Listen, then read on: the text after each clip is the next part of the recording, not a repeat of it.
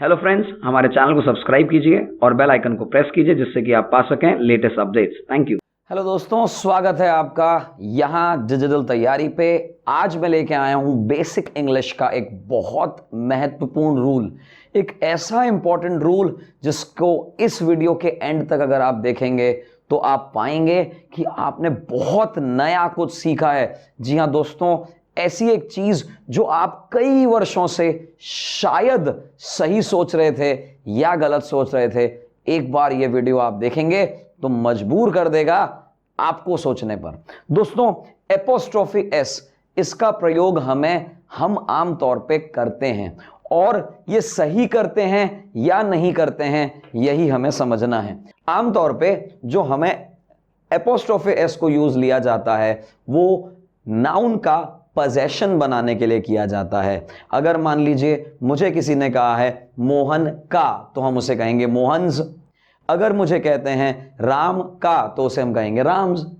मेरे भाई का, माय ब्रदर्स, यानी कॉमा एस जो ऊपर कॉमा लगता है जिसे एपोस्ट्रोफे कहते हैं, वो एपोस्ट्रोफे एस अगर हम मुझे लगाना है तो उसका सिंपल सा मीनिंग है कि हम वहां यूज लेना चाह रहे हैं जहां पजेसिव केस है।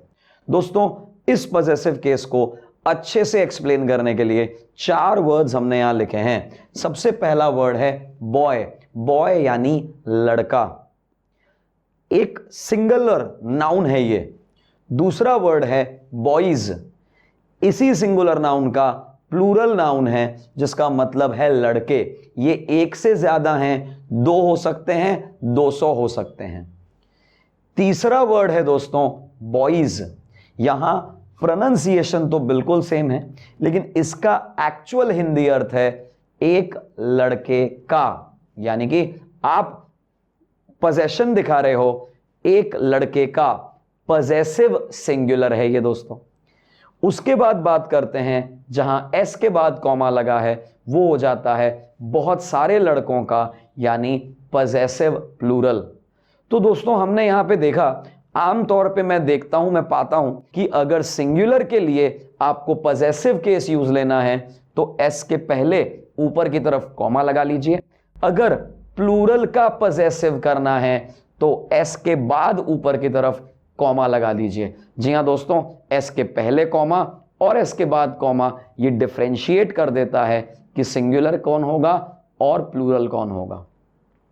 चलिए दोस्तों, आगे बढ़ते हैं। इसमें एक्चुअली ऐसा नहीं है, ये मुझे समझाना है आपको कि आप अगर ऐसा सोच रहे हैं कि एस के बाद अगर कॉमा लगता है तो वो प्लूरल है और एस के पहले अगर कॉमा लगता है तो वो सिंगुलर है, तो दोस्तों मैं आपको बताता हूं, यहां एक वर्ड है हमारे पास, चिल्ड्रंस पार्क। दोस्तों, चिल्ड्रंस पार्क का मतलब होता है बच्चों का उद्यान। दोस्तों, अगर प्लूरल में एस के बाद अगर कॉमा लगाना होता तो एक बात समझाइए मुझे, यहां एस से पहले कॉमा क्यों आता? अगर ये रूल प्लूरल के लिए होता तो मुझे एस के बाद ही कॉमा लगाना चाहिए था। दोस्तों, एक्चुअली रूल ऐसा कुछ है कि अगर कोई रेगुलर वर्ड है, कोई भी अंग्रेजी का रेगुलर वर्ड है, तो उसमें हमें ध्यान रखना है कॉमा लगा के एस लगाना है। अंग्रेजी का कोई भी ऐसा वर्ड जो एस से खत्म हो रहा है, उसके बाद अगर आप कॉमा एस लगाते हैं, बड़ा रिपीटेशन सा लगता है, उस केस में आप इस एस को हटा देंगे।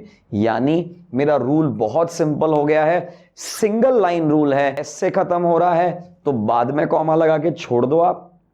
अगर कॉमा से, मतलब नॉर्मल किसी से ABCD एस को छोड़ के किसी भी 25 जो बच गए लेटर्स हैं उनसे खत्म हो रहा है तो आप कॉमा एस लगाइए, कॉमा पहले एस बाद में।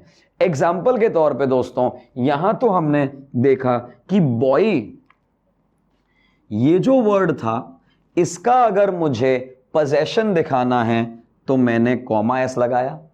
ये वर्ड ही मेरा एस से खत्म हो रहा था, इसका पोजेशन एस के बाद कॉमा लगा के लगाया। दोस्तों, यहां वर्ड एन से खत्म हो रहा था, इसमें सिंगुलर प्लूरल का कोई रोल नहीं है।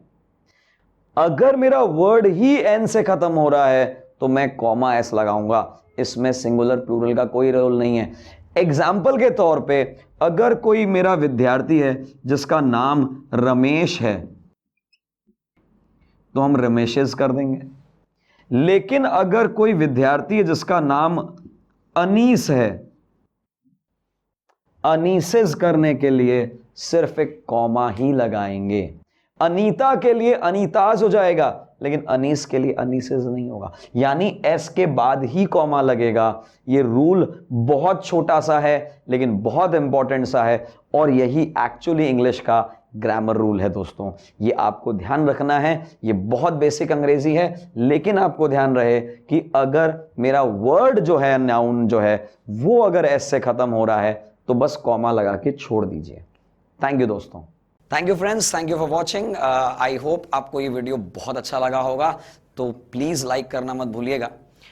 टॉपिक हमारी तरफ से कंप्लीट हो जाता है। फिर भी अगर आपको लगता है कुछ क्वेरी, कुछ क्वेश्चंस, कुछ कंफ्यूजन अभी भी बाकी है, तो इस वीडियो के कमेंट सेक्शन में ज़रूर आप अपने डाउट्स को टाइप कर दीजिएगा। हमारी team will definitely get back to you. आपके डाउट्स को वहीं हम सॉल्व कर देंगे। इसके अलावा कई सारे ऐसे टॉपिक्स, ऐसे कंफ्यूजन्स इंग्लिश के रिलेटेड आपको रहते होंगे, टॉपिक से रिलेटेड आपको रहते होंगे। आप उस टॉपिक को वहीं पे आप टाइप कर दीजिए। जिस भी टॉपिक के सबसे ज़्यादा डाउट्स या क्वेरीज रहेंगी, हमारी टीम जल्दी जल्दी उस पर भी एक वीडियो बना के आप तक पहुंचाने की पूरी कोशिश करेगी। Thank you.